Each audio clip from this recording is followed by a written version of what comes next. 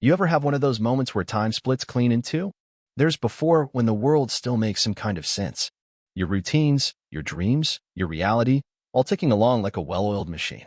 And then there's after, when everything you thought you knew flips upside down, and suddenly, gravity doesn't apply anymore. 2 days before my wedding, I hit that line. Hard. And I haven't looked back since. It started with a camera. One I had installed myself in the bedroom of the apartment my fiancée and I shared. Not because I didn't trust her, no. I was still naive enough to think love meant security.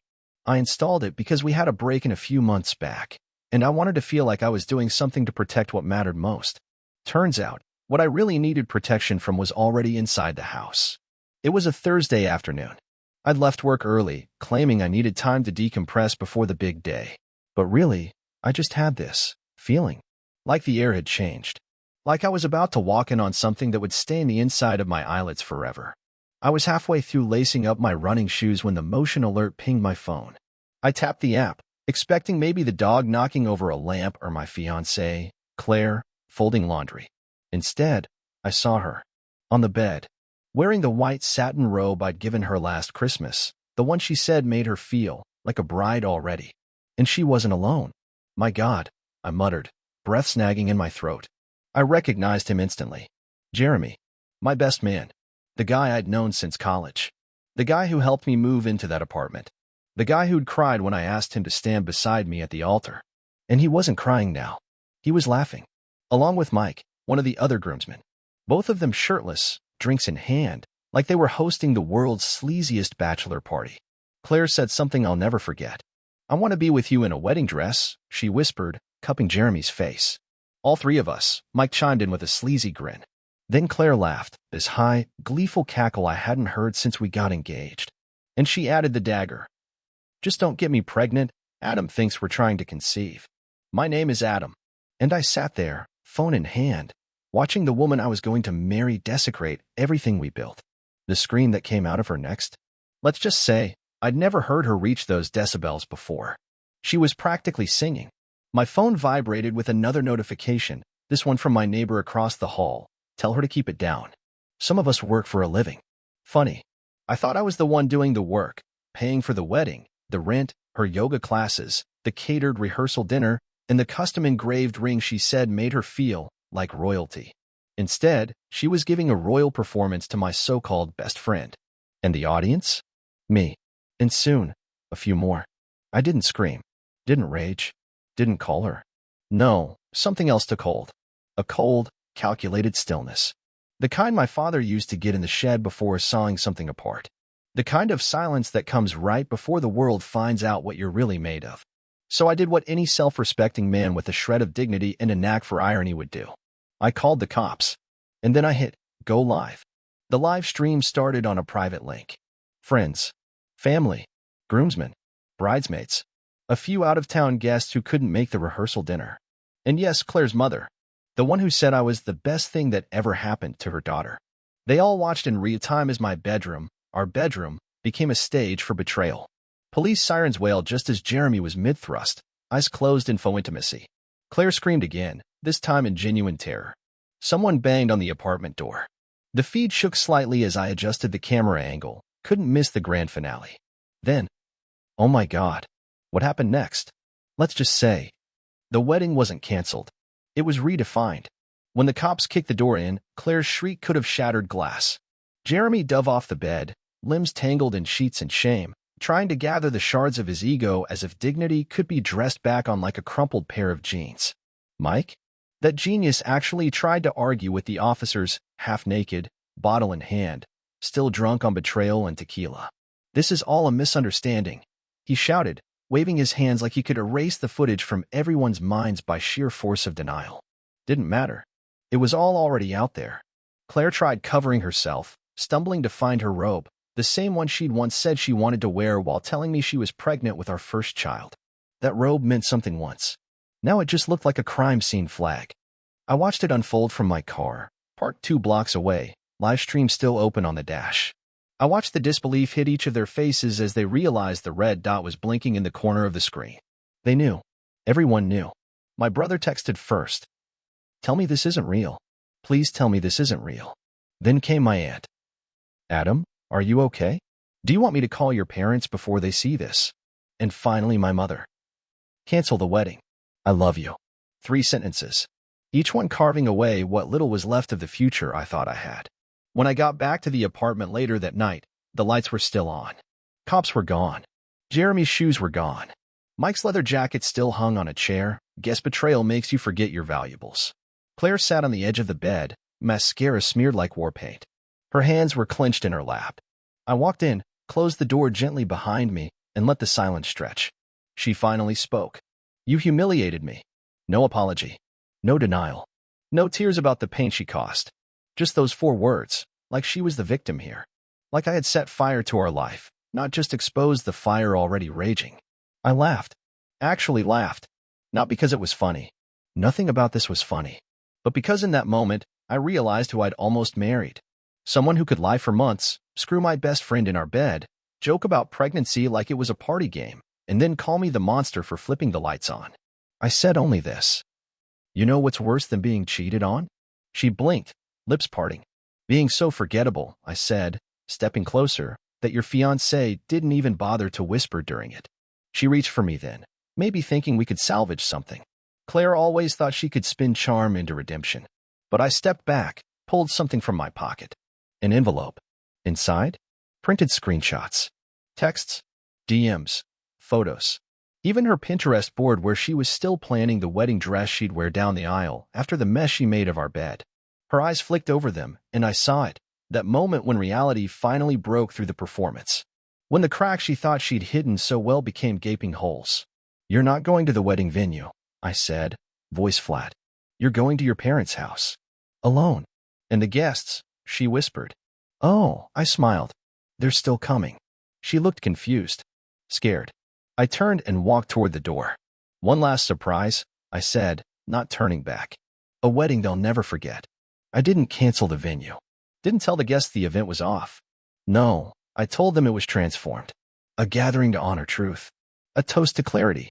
And a slideshow presentation titled The Real Claire, A Love Story in Lies. You think that's cold? You think that's cruel? No. Cruel is letting someone walk blindfolded into a lifetime built on betrayal. I took off the blindfold. She handed me the knife. I just turned it into a microphone. The day of the wedding arrived, clear skies, crisp air, the kind of picturesque setting you only get in magazines and Pinterest daydreams. Perfect, really. Perfect for a funeral. Not the kind where you bury a body, no, this one was for illusions. For the fantasy of love with a woman who saw commitment as a costume and honesty as an inconvenience. The venue was still booked. The florist still delivered. The champagne was chilling in its buckets, obedient and indifferent. Rows of white chairs faced the altar where I was supposed to say vows, where I'd planned to promise Claire forever. Instead, I greeted every guest with a firm handshake and a practiced smile that said, "You're going to want to stick around." People came dressed in hope, in celebration, and expectation. They left wearing truth. At precisely 3 p.m., when I was supposed to be standing beside my best man, watching my bride walk toward me in lace and delusion, I walked alone to the center of the aisle. No music. No fanfare. Just me, a microphone, and a 110-inch screen. I started simply. Thank you all for being here. I know you came expecting a wedding. I did too until 48 hours ago. A murmur rippled through the crowd like a pebble dropped in a still pond. Uncertainty. Confusion. I held up the clicker and advanced the first slide. The photo lit up the screen behind me. Claire. Jeremy. My bed. The moment her robe slipped off her shoulder. There were gasps. Some turned away. Some leaned in. I didn't flinch. You all know Claire is the woman I love, I continued, my voice steady. What you didn't know is that while we were planning a life together, she was making memories with the man I trusted to stand beside me today. A pause. Click. More photos. More evidence. Screenshots. Text messages. Timestamps. A forensic catalog of betrayal. I didn't raise my voice. Didn't cry. That part of me had already burned off like fog in morning sun. This wasn't revenge. This was revelation. My mother sat in the front row, jaw clenched, eyes wet but proud. She'd taught me early. If you're going to speak, make it matter. So I did. I told them about the camera, about the neighbor's complaint, about the sirens and the silence afterward, about how Claire blamed me for humiliating her, when she'd been doing it to me in slow motion for months. I ended with this. Some of you might think this is petty, that I should have just walked away. Maybe. But I've spent too long in a world where men are expected to swallow betrayal with a smile and pretend we're fine. I'm not fine. I'm free. Applause didn't erupt. It unfolded. Hesitant at first, then louder. The people who mattered got it. The ones who didn't? They were already walking out, clutching pearls they probably fake polished before showing up. I left the venue on my own terms. No rice throne, no kiss under a flower arch. Just the sound of my own footsteps echoing against truth, walking away from a life I no longer recognized. Funny thing, I still had the honeymoon tickets, and no reason not to go. That night, I boarded a plane to Santorini. Alone. A single suitcase. A book. A mind no longer clouded by vows or veils. The seat beside me stayed empty, just the way I needed it to be. The irony didn't hit me until the wheels left the tarmac, that I was flying halfway across the world on a ticket meant for a future that died on livestream. 2 seats. One filled. I looked out the window as the city shrank beneath me. Somewhere down there, Claire was probably still spinning it, crying to her parents, rewriting the narrative to make herself the victim in a story she set on fire. Jeremy? Probably nursing a hangover and trying to ghost her now that the fun part was over. Nothing quite like waking up from a drunken high and realizing the girl you defiled your best friend's trust for is radioactive now. Poetic justice doesn't come with explosions. It whispers through the cracks in their lives like smoke under a door. Mine was already wide open. I landed in Santorini under a blood-orange sunset. The kind of sky that makes you think, maybe there's still something beautiful left in this world, even after everything breaks. The resort staff greeted me with champagne and confusion. "Where is Mrs.?" "There isn't one," I replied with a polite smile. "Not anymore." They didn't ask again. Greeks have a wonderful way of respecting silence. The suite was oceanside, private plunge pool, marble floors, a bed so massive it made me look like a child curled in a king's lap. Too bad it was bought for a lie. But I kept it. I let it be mine now. The first 2 days were quiet. Just me, the sea, and the thoughts that wouldn't shut up. You'd think after exposing the affair, nuking the wedding, and escaping the wreckage, I'd feel vindicated. But healing's a messy process. Betrayal doesn't leave clean scars. It tears something out of you and dares you to keep living like the hole isn't gaping. Everywhere I went, I saw couples. On the beach, fingers intertwined. At the pool, leaning into each other, sharing secrets and sunscreen. I felt like a ghost haunting the life I thought I'd be living.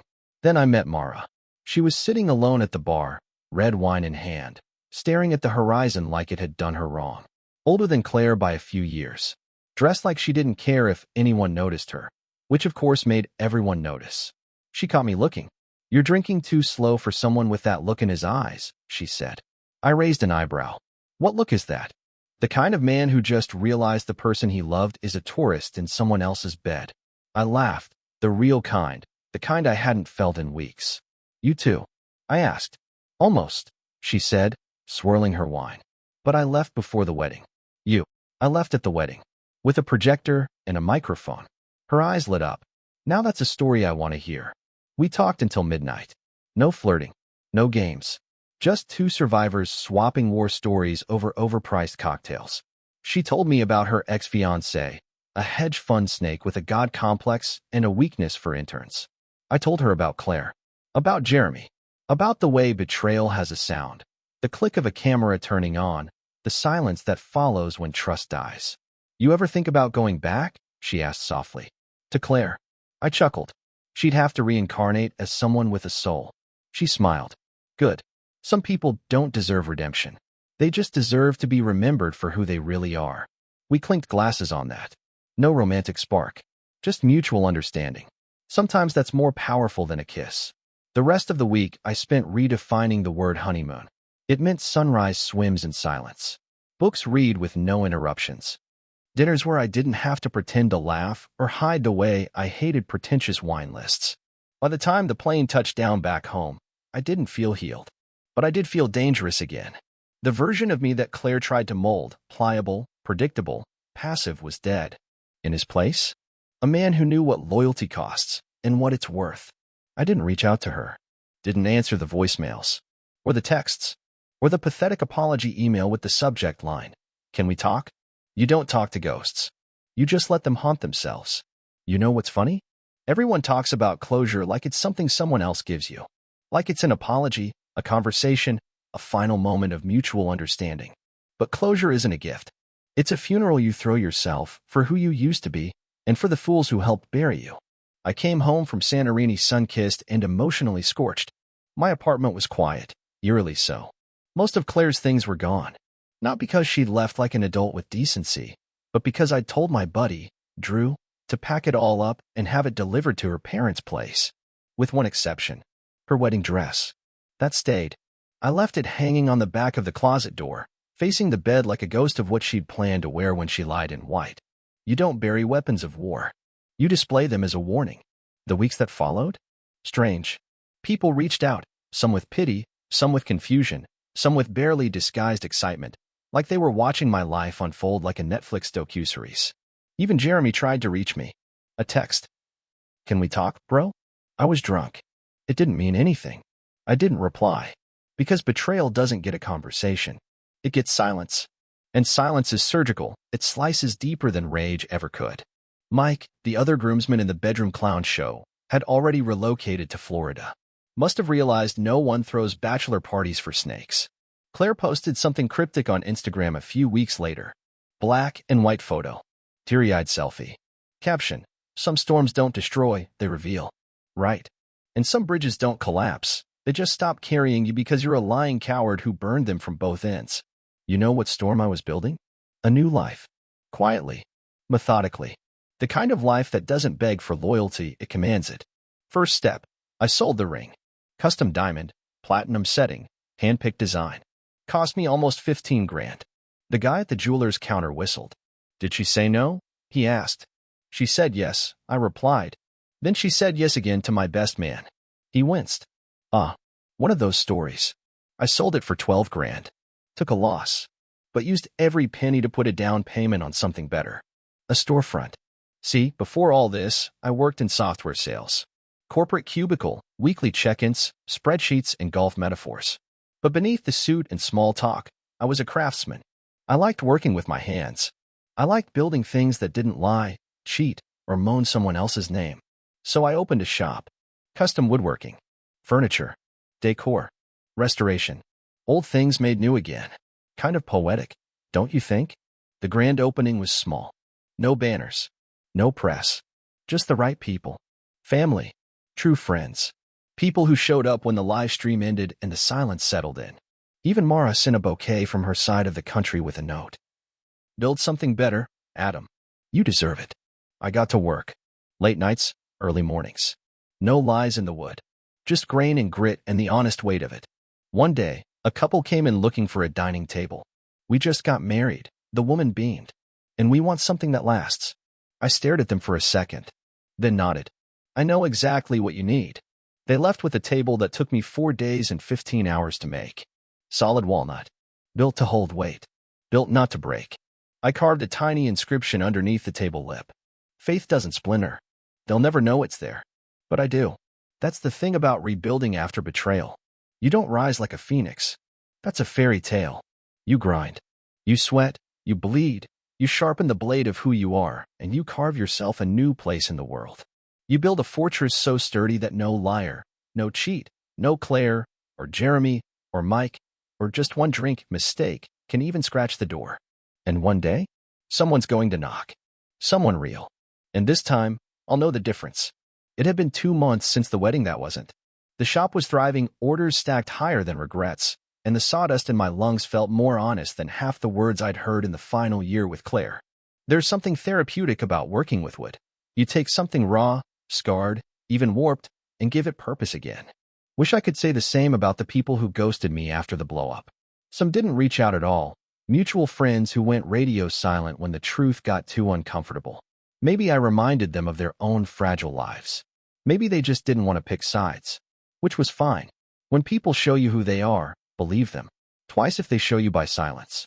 One night, I was finishing a live-edge walnut coffee table for a local artist. It had this beautiful scar down the center, an imperfection that made the piece unique. I left it in, sealed with resin. You don't erase flaws. You highlight them. That's when I heard a knock. Not the delivery guy. Not a customer. It was her. Claire. Wearing one of those dresses she always picked out for elegant events. Like she was still hoping to host a pity gala in her honor. I opened the door just enough to make a point. Didn't invite her in. She looked smaller. Eyes puffy. Hair pulled back like she'd been crying or trying to look like she hadn't. Adam, she started. Please. Can we talk? I said nothing. She took a breath like she was diving into freezing water. I messed up. I know I did. I don't expect you to forgive me. I've been thinking about everything. The wedding. The stream. Us. And I don't even know who I was anymore. I got caught up in the wrong things. But you were always good to me. Better than I deserved. I let her finish. No interruptions. No relief. Just the sound of a woman drowning in the consequences she poured herself into. I just wanted to say I'm sorry, she whispered. There it was. The apology. The thing most people chase after like it's some sacred key to healing. I didn't chase it. I didn't even want it. You came all the way here to say that. I asked, voice flat. She nodded, tear clinging to her bottom lip. I waited a beat, then said the one thing that had been sitting on the tip of my tongue for weeks. I don't need your apology, Claire. I needed your loyalty. But that ship didn't just sink. It caught fire, took the crew with it, and made headlines. Her face cracked. I was lost. No, I cut in. You weren't lost. You were comfortable. Comfortable enough to lie. Comfortable enough to cheat. Comfortable enough to laugh about it while planning to wear my last name. I stepped out, locking the shop door behind me. Then I turned to her. You can go now. She did. Didn't argue. Didn't cry harder. Because she knew. She knew the man she left behind at the altar wasn't just rebuilding furniture. He was rebuilding himself. And there wasn't room in that life for someone who treated love like a rehearsal. The next morning, a fresh bouquet sat on the counter inside the shop. No name. No card. But I knew. Soft white tulips. Her favorite. Not Claire's. Mara's. We hadn't spoken since Santorini. But I guess some things don't need words. Just timing. And truth. I set the tulips in a vase near the window. A quiet symbol. A reminder that healing doesn't come in apologies. It comes when you learn to build again. Stronger. Smarter.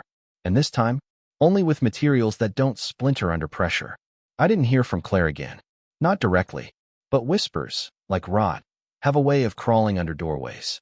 A week after that doorstep apology, I started noticing new followers on my shop's social media, names I recognized. Her cousins. Her coworkers. Even her old roommate. The one who always said I was too normal for Claire's big ambitions. Guess normal looks a lot more appealing once your champagne dreams rot into boxed wine reality. The message was clear. Claire wasn't just sorry. She was sinking. And she wanted an audience to see if I'd throw her a life vest. I didn't. Meanwhile, Jeremy finally resurfaced. No, not in person. He'd never have the spine. But I got an email from a burner address.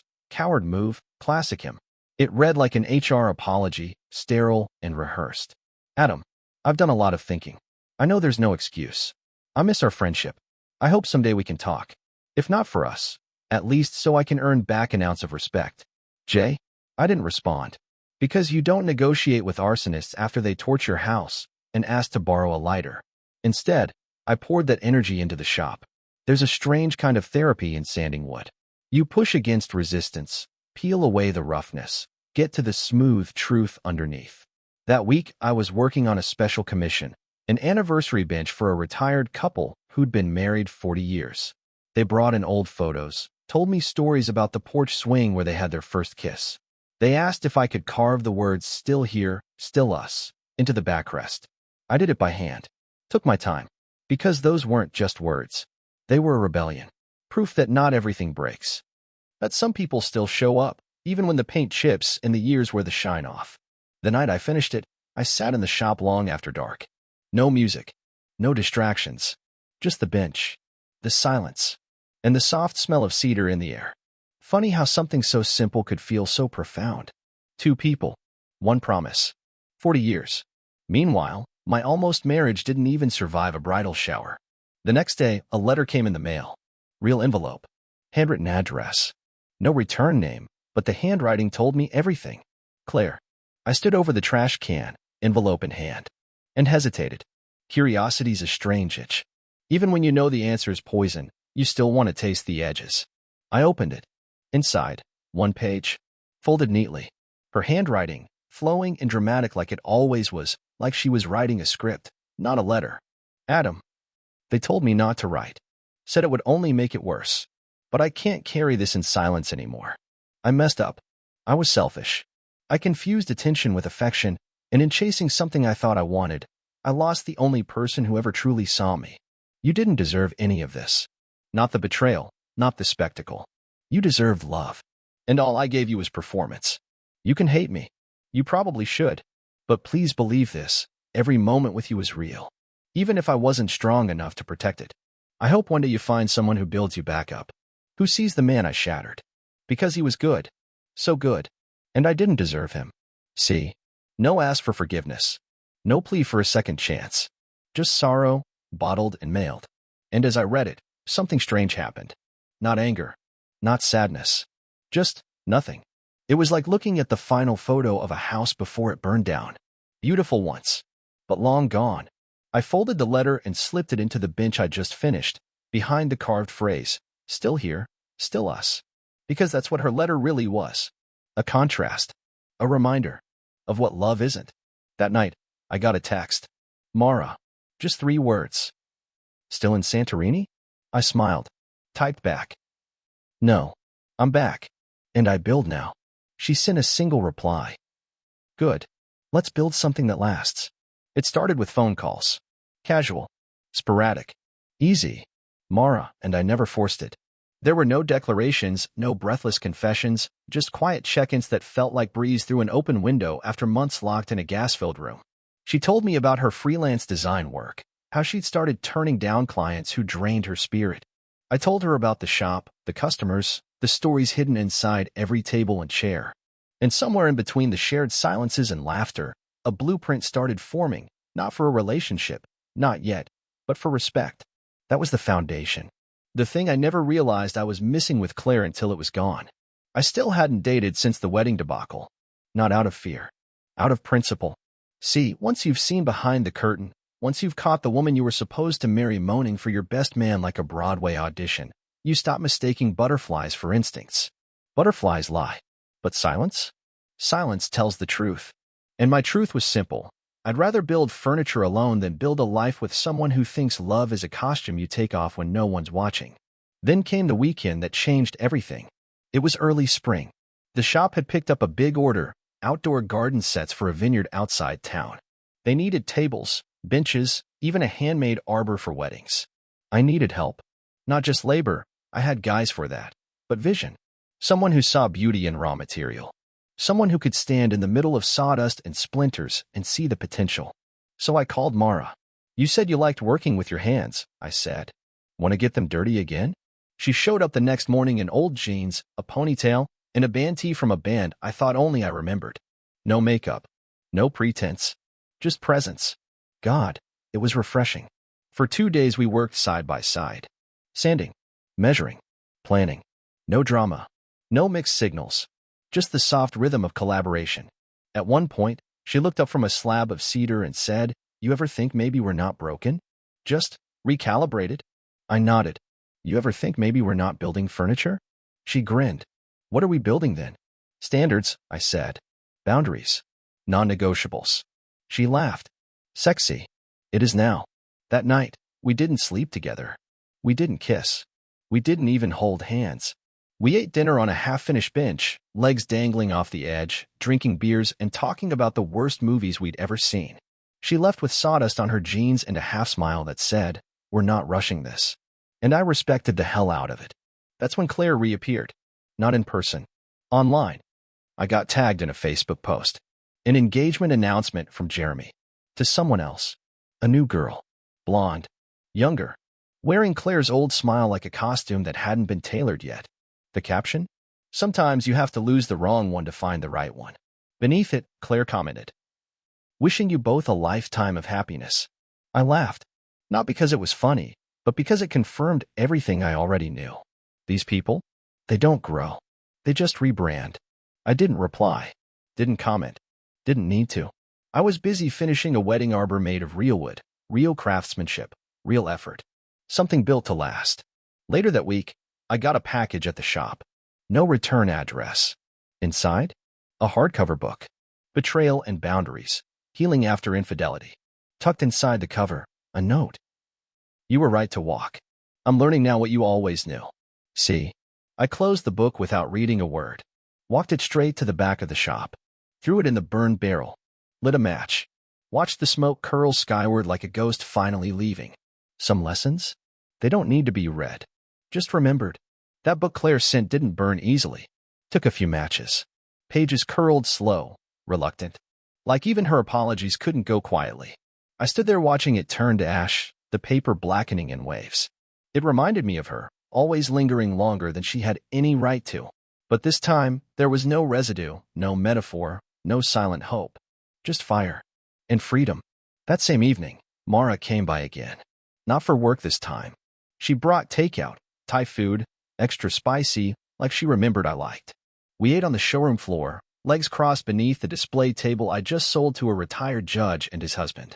Funny how some people spend 50 years chasing love, and others spend 5 minutes destroying it. Rough day? She asked, eyes flicking toward the ashes in the barrel out back. Just letting go, I said. One match at a time. She nodded. Then she pulled out a folder from her bag. What's this? I asked. Paperwork, she said casually. Some of the vineyard clients loved our work. I pitched them on a long-term contract. They said yes, but I told them I'd only do it if you were the builder. I opened it, clean contract, clear terms, equal stake. She wasn't offering me a job. She was offering partnership. Not in love. Not yet. But in trust. In building. The kind of proposal that doesn't come with a ring, but with risk and respect. I haven't signed it yet, she said. Didn't want to assume. I picked up the pen. Signed before she finished blinking. Later, we sat in the workshop. Lights off. Just the glow of the moon through the window, catching dust particles like snow in slow motion. I turned to her. You think people can change? I asked. She took her time answering. I think people can evolve. But change? That's a trick word. Claire didn't change. She just got exposed. I nodded. Jeremy didn't change either. Nope. He just found someone new to fool. She looked at me then, sharp but kind. But you? You didn't change either. You remembered who you were. That's different. That night, I slept better than I had in months.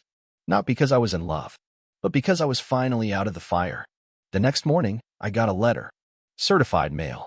No return address, but I didn't need one. The legal seal said enough. It was from Claire. Petition for annulment. No drawn-out divorce. No alimony grab. No property disputes. Just a single note in the envelope. I don't deserve to call it a marriage. I won't try to salvage what I destroyed. I'm signing it all over. I hope you find someone who doesn't break what she begs for. No theatrics. No lipstick stain lies. Just paperwork. And her signature. It was the first honest thing she'd given me since the day we met. I signed it the same day. Dropped it off with my lawyer. Didn't even look back. On the way out of the office, I passed a young couple arguing in the parking lot. Her mascara was running. He was yelling about trust.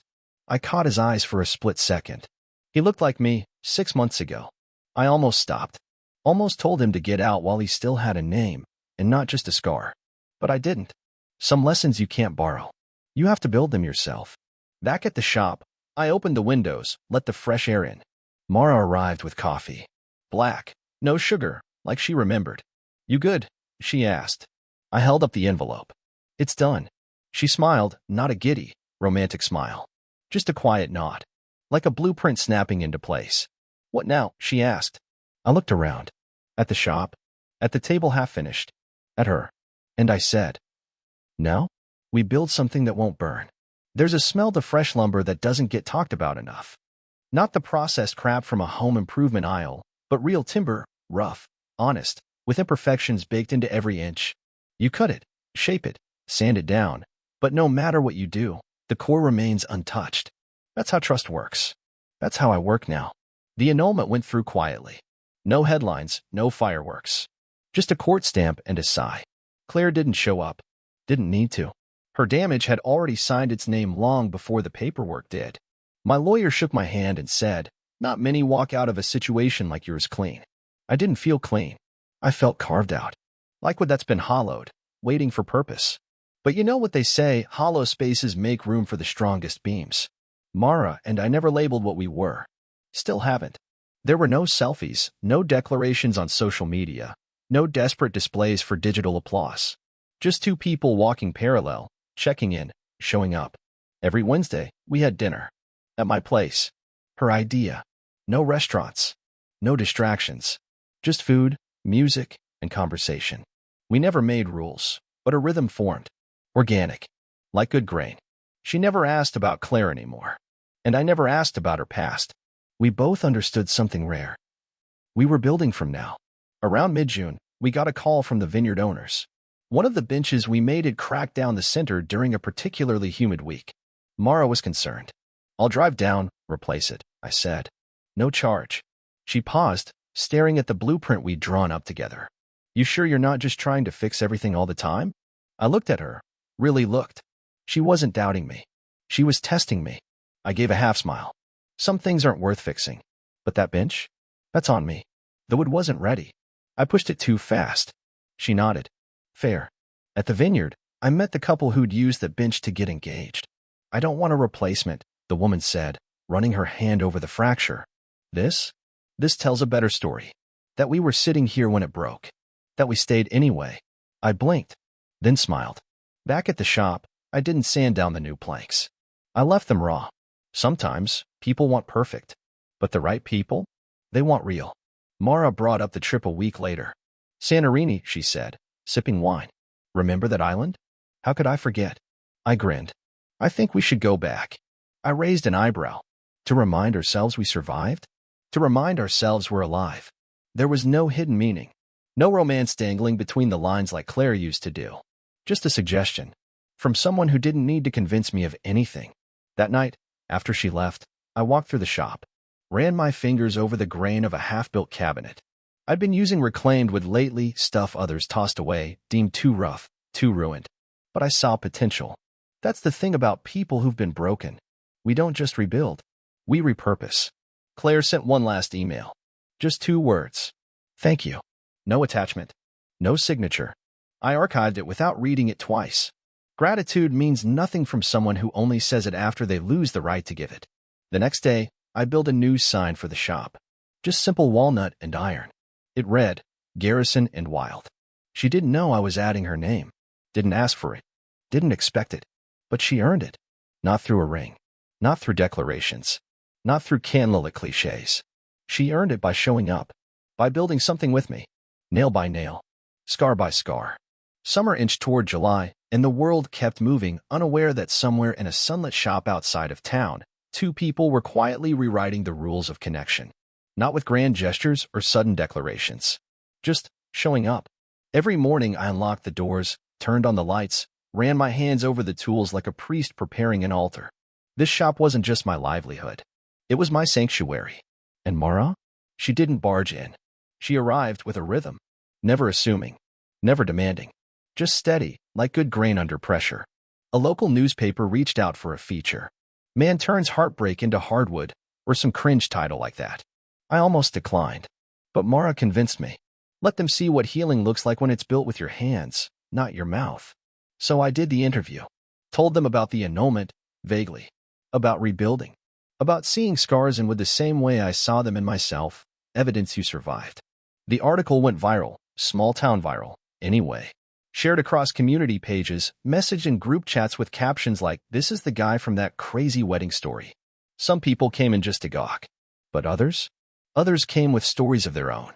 One man told me about a wife who left with his brother.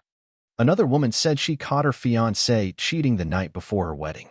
One guy didn't say anything, just shook my hand and nodded like we were members of a secret club no one wants to join. Then one morning, Mara brought something strange to the shop. A box. Old, worn. Inside, notes, photos, receipts, love letters. All from her past. She looked at me and said, "It's time I throw some things out." I didn't ask questions. Didn't read a word. I just stood beside her behind the shop and lit the barrel again. Together, we dropped her ghost into the flame. Paper curled. Ink ran. Faces faded. No tears. Just warmth. Freedom doesn't always roar. Sometimes it just crackles. Afterward, she said, "You never asked about him." Didn't have to. I replied. You never asked about her either. She smiled. That's because I already know how it ends. You're here. We took the Santorini trip 2 weeks later. Not as lovers. Not as anything labeled. Just two people carrying lighter bags. The villa was quiet. Sea breeze rolled through the shutters. We drank strong coffee, ate too much fresh bread, and laughed at things that didn't need backstories. One night, we walked along the cliffs. Moonlight on water. Her hair loose in the wind. She stopped suddenly, turned to me, and said, "You know, I don't need a key." "To what?" I asked. "To you." I swallowed hard. She took my hand, not in the way Claire used to, not possessive or performative. Just real. "Doors don't need to lock when there's nothing to hide," she whispered. We didn't kiss. We didn't fall into bed. We just walked. Sometimes, that's louder than anything else. Back home, the shop was waiting. Orders doubled after the article. We started training 2 new hires, both vets trying to find purpose after life had chewed them up. Mara ran the business end. I ran the workshop. We didn't talk about what we were. Because we knew. No label. No ceremony. Just 2 people building the kind of trust that doesn't need vows to mean something. Claire sent one more message. Her last, I think. It said, "He cheated on me. With my sister. I guess I deserve that. Still. I hope you're happy." Really? I read it once. Then deleted it. Not out of malice. Out of mercy. Because some echoes don't deserve a reply. They deserve silence. That night, Mara and I stood in the shop, admiring the finished piece for the City Hall Commission. A massive oak table, clean lines, no frills. She ran her fingers along the edge. "Solid," she said. "Won't wobble," I replied. She looked at me, I soft. "Neither do we." Late summer brought a heat wave that clung to your skin like consequence. The kind of heat that doesn't just burn, it tests. The wood swelled, tools slipped in sweaty hands, tempers ran short. But in the shop, we kept pace. Orders piled high, each commission with a story behind it, a couple renewing vows, a teacher retiring after 30 years, a single father gifting his son a desk made from the same tree that shaded their backyard. Every piece we crafted told someone's truth. And in the silence between machines, I realized. So did we. Mara had moved into the apartment above the shop. Not officially. Not with declarations or talks. Her stuff just started appearing. A toothbrush next to mine. Her favorite coffee mug on the counter. That old hoodie she swore she'd thrown out but wore every other morning. We never called it living together. We just called it here. One evening after close, I found her sitting on the floor in the back, surrounded by scraps of old cedar. "You ever think we're making furniture from the same wood people used to build fences?" she asked, idly sanding a splintered edge. "Maybe," I said, "but we let people sit on it instead of hiding behind it." She looked up, eyes dancing. "That's good. You should put that on the sign. I was saving it for my memoir." She laughed. "Splinters and Second Chances." By Adam Garrison. "Too soft," I said. "Try Build After the Burn." She nodded slowly. "That's the one." We got word that a major interior design magazine wanted to do a feature on the shop. Not just the craftsmanship, but the story, the fallout, the live-stream betrayal, the rebuild. I hesitated. Mara didn't push. But that night, I opened my journal. A place I hadn't touched since the days I sat shaking, fresh from betrayal, wondering if anything about me was worth rebuilding. And I wrote. They thought they were ending me, but all they did was clear the foundation. I didn't rise from the ashes. I worked through them. With my hands. With honesty. With someone who showed up and didn't ask for applause. They lit the match. But I built the house. The magazine sent a photographer. Young guy. Too many tattoos to be taken seriously in corporate, but with the eye of someone who understood what mattered. He didn't pose us. Didn't dress us up. He just said, act like it's a regular day. So we did. He caught Mara brushing sawdust off my shoulder. Me scribbling last-minute measurements on my palm. Our hands grazing across the same plank of reclaimed oak. No rings, no claim, just gravity. A week later, the article dropped. The headline? The Man Who Turned Betrayal into Blueprints. The story was honest. They even included Claire's livestream. It was public record now, I guess. Old news repackaged into a narrative of resilience. I read it once, then slid it into the drawer beneath the counter. Mara never asked to read it. She didn't need to. She lived it, beside me. Not in front of a lens. Not for show. Just real. That weekend, Mara surprised me. She led me to the back of the shop. A single chair.